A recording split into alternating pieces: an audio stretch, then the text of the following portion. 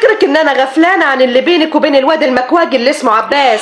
يا مصيبتي، كمان بتشكي في سي عباس يا ستي؟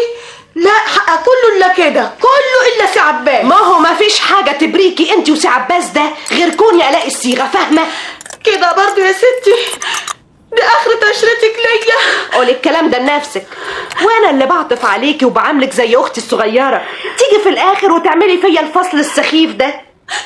انا يا ستي؟ طب يا رب ان شاء الله تتقطع ايديا. ايه